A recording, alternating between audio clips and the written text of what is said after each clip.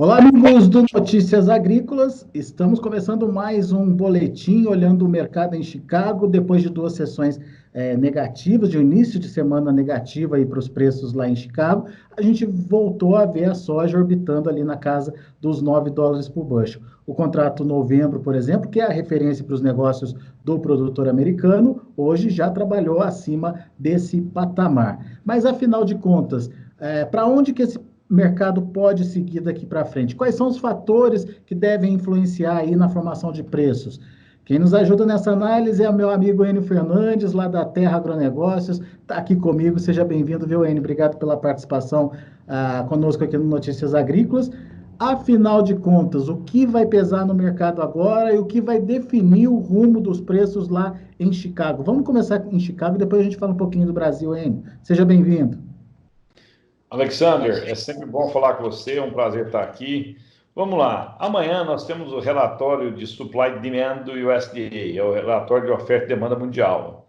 Já divulgou o tamanho da área, agora o mercado vai olhar atentamente, Alexander, qual é a produtividade que o órgão americano, o USDA, vai apontar para a soja e para o milho. Isso reflete no final no estoque de passagem, qual o tamanho desse estoque, né? No caso do milho, uma atenção especial é para ver a demanda de etanol, né? Os números começaram a melhorar. Vamos ver o que o USDA aponta na demanda interna nos Estados Unidos para a produção de etanol.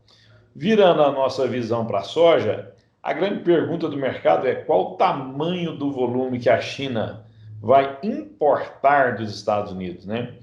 E isso vai pesar bastante. Mas o principal foco amanhã é a produtividade. Depois que for publicado o relatório Supply and Demand, a gente vai olhar o mercado climático americano, né? Lembro que agora grande parte do milho começa a entrar em polinização, mais da metade da soja na próxima semana já deve estar florando, e o mercado vai olhar com muita atenção o clima. Tem ausência de chuva completa? Não, mas são nos próximos 10 dias, são poucas pluviometrias, temperaturas altas, né? E isso afeta a produtividade. Caso essas chuvas comecem, as que estão previstas não ocorram, ou seja, caso a gente não tenha seguranças nas pluviometrias, o mercado vai reagir para altas, né? Logicamente que o inverso também é verdadeiro. Se a gente tiver chuvas seguidas, mais chuva do que o projetado, os preços devem recuar. O mercado vai ser agora direcionado muito pelo clima norte-americano. Muito bem. Enio, o mercado meio que já conhece os prováveis números de amanhã do USDA, depois que foi divulgado o relatório de área, né, plantada efetivamente lá nos Estados Unidos, as contas foram feitas, enfim, o mercado tem na cabeça aí 385 milhões de toneladas para milho e 113 milhões aí, em torno de 113 milhões para soja. Esse número se confirmando, tem espaço para alta ou já estaria meio que precificado já? Excelente a sua pergunta, vamos pensar junto. O mercado também tinha na sua cabeça, Alexandre, qual era a área plantada, já era consenso. O relatório do dia 30/6, o Acreage, que o USDA trouxe, destruiu os números que o mercado acreditava. Então, o Mr. USDA, o Dr. USDA, a gente não deve ser muito confiante nas nossas projeções, porque a gente tem que ver o número real do USDA, ele sempre traz surpresa ao mercado. Dito isso, já está precificado? A questão mais agora é clima, né? Se realmente os números vieram de 113, 114 milhões de toneladas de soja, realmente esses números estão dentro do preço, né? 385, 390 de milho, milhões de toneladas de milho, também estão dentro do preço. Mas o que vai movimentar seriamente o mercado é, logicamente, o clima, né? Grandes oscilações de preço, Alexander, elas vêm mais da quebra de safra ou não. E a grande queda de preço também vem da alta produtividade ou não. Por quê? Porque a demanda está dada. Pode ter um erro, 2 milhões a mais de toneladas, 5 milhões a mais, um carry, um estoque de passagem um pouco maior, um pouco menor, isso acontece, isso não transforma o mercado. Agora, produtividade sim, clima sim. E a gente está no momento mais importante da safra dos Estados Unidos, de hoje. até o dia 15 do mês que vem, dia 10 do mês que vem, 10 de agosto, a safra americana está praticamente definida e o mercado vai ficar muito acompanhando os mercados de clima, né? Se chove ou se não chove. Por isso você vai ver volatilidade. Podemos ser alta? Podemos sim. É só o cenário climático mudar e a gente tem mudanças nas cotações. Então, a partir do momento que a gente tem essa demanda meio que já conhecida ou dada já, o mercado ele foca na questão da oferta. E qualquer questão aí negativa em relação ao clima e a uma perda de produtividade lá nos Estados Unidos, isso vai mexer com o mercado. Mas com que potencial, Enio? Muito potencial. Primeiro que o Brasil já vendeu toda a soja que ele tinha. Nós não temos 5, devemos ter mais ou menos 5% da soja que nós vamos colher.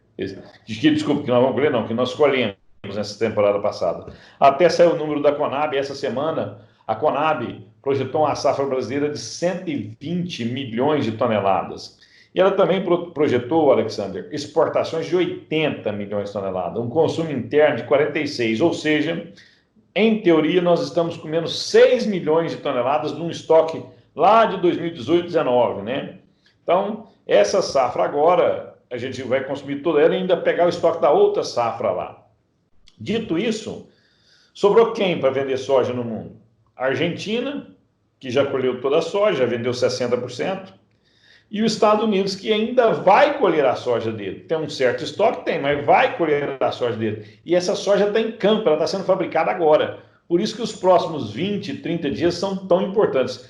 Uma quebra relevante na safra americana chama os preços para cima invariavelmente.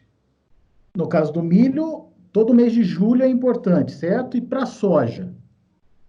Boa pergunta. Para a soja, são as duas primeiras, as mais importantes, são as duas primeiras semanas de agosto, dia 10, até dia 10, 15 de agosto. Esse ano um pouquinho mais cedo, que o plantio foi mais rápido, né? O relatório da semana passada mostrou que mais de 30% da soja já estava florando. O da próxima semana, mais de 50% deve estar florada já, né? É um momento crucial. Então, até o dia 10 de agosto ali, a gente vai ter essa sensibilidade mais à pele, né? E lembrar o seguinte, Alexander, os estoques americanos de milho e a produção de milho são maiores, a produção de milho nos Estados Unidos tem um peso maior no mundo. O de soja, não. O maior produtor mundial, que é o Brasil, já colheu, já vendeu. A Argentina já vendeu muito, quer dizer, sobrou os Estados Unidos que está sendo fabricado agora. O mercado é mais sensível à soja do que ao milho. Muito bem. Então, imaginando que a gente tem aí essa participação do mercado climático na formação dos preços, uma participação muito ativa e muito importante, como você bem colocou. Teremos momentos de oportunidade, ou seja, o produtor brasileiro pode ver alguma oportunidade aí nesse movimento de alta, ou, como também você já colocou, a gente já vendeu quase tudo da safra velha e já antecipou muito da venda da safra nova, então, para a gente pouco importa vender ou não agora. É isso que o produtor tem que pensar, ou se tiver oportunidade, vende, participa? Como é que é a sua análise?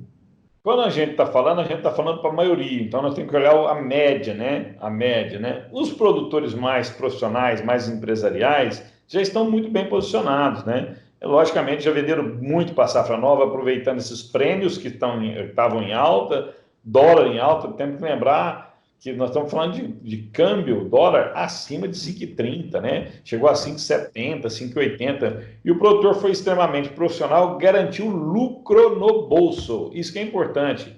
Mais do que acertar preço, ele garantiu lucro no bolso. Então, o produtor brasileiro, vamos pensar ao inverso que a gente estava conversando. Vamos pôr que o mercado derrete, o USDA põe produtividade acima de 52 bushels acre nos Estados Unidos, agora, amanhã.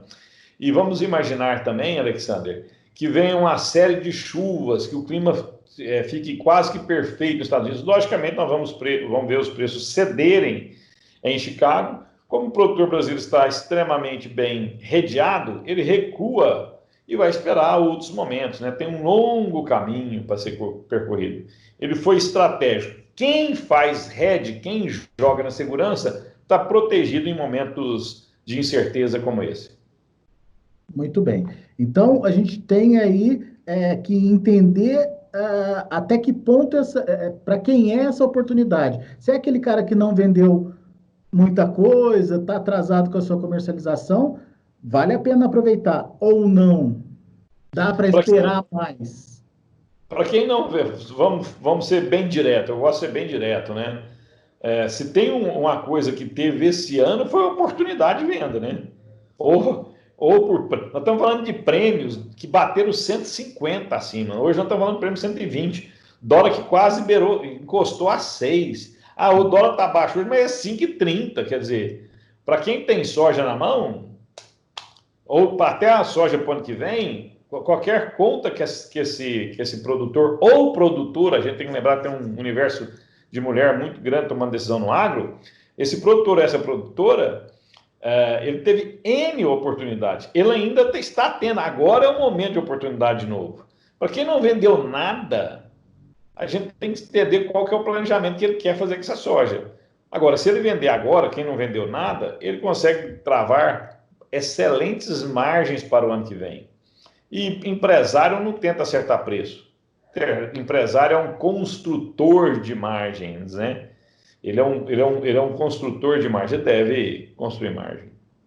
Isso a gente está falando para a safra nova, mas quem está com a safra velha na mão deve estar se perguntando assim: são poucos, eu sei que são poucos, mas ele deve estar se perguntando assim: não vou ter oportunidade melhor lá no segundo semestre, lá no último trimestre, a briga não pode ser mais acirrada pela minha soja?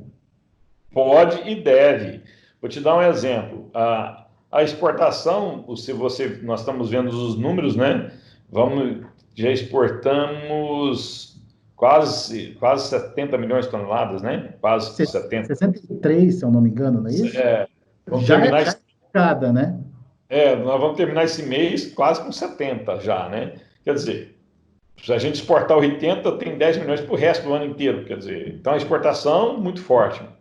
Interessante é que, do outro lado, as margens do farelo são boas no Brasil inteiro e as margens do óleo de soja. O óleo de soja era a menina feia do baile, né? 2, 3 anos atrás. Hoje o óleo de soja é a debutante do baile, né? As margens do óleo de soja simplesmente estão extremamente saudáveis, obscenamente saudáveis, né? Então, se a indústria tem margem no farelo, tem margem no óleo, e o exportador tem margem na exportação, o produtor dificilmente tem como errar muito a sua comercialização, né? Muito bem. Bom, então, se a gente fosse traçar um cenário aí de preços, é mais positivo do que negativo, então, hein? É mais positivo do que negativo para quem faz a sua operação em reais, né? O câmbio está consertando, arrumando todas as nossas incompetências, né? Aí essa questão também do câmbio, né? Se houver aí uma depreciação do dólar aí em relação ao real, a situação fica mais tensa também, não? Fica mais tensa e por isso que é importante você ser um construtor de margem. Num mundo tão inseguro, você tem que ser um construtor de margem. E o mercado está dando excelentes oportunidades de você construir margem no momento que a economia do mundo inteiro está passando por dificuldades. O seu negócio está dando a oportunidade de você construir margem na sua operação. Olhando para Chicago e vendo os fundamentos, enfim, e principalmente a parte técnica também das operações, a gente vê uma situação diferente do milho em relação à soja, contratos vendidos e contratos comprados. Qual que traz mais perspectiva de alto, na sua opinião? Os números, nesse contexto, os números são completamente claros, né? Você pega os mercados de milho, né, os nets de milho, os funds, invest funds, hedge funds estão com 250 mil contratos de milhos vendidos, né? Eles estão shorts no milho, né? Quer dizer, os fundos estão apostando na queda do milho, estão posicionados na queda, né? Isso mudou. Esse contrato chegou a 285 mil contratos vendidos, né? Os funds estavam com 285 mil contratos apostando na queda. Veio o relatório diário, mudou a visão dos funds, eles correram e estão começando a se proteger e olhando muito o clima, estão agora com 255 mil contratos vendidos no milho. Quando eu viro para a soja, o cenário era outro, Alexander. Antes desses relatórios, né? Os fundos estavam even, estavam 0 a 0 na posição, um pouco antes do relatório, chegaram a 8 mil contratos longos, e agora eles estão com 55 mil contratos longos na soja, né? Eles estão apostando em alta na soja, né? Então, no lado técnico, os fundos estão apostando alta na soja e queda no milho. Muito bem. Olhando basicamente aí para Chicago, dá para dizer que estamos consolidados nos $9 e podemos buscar mais? Alexander, num mundo que você tem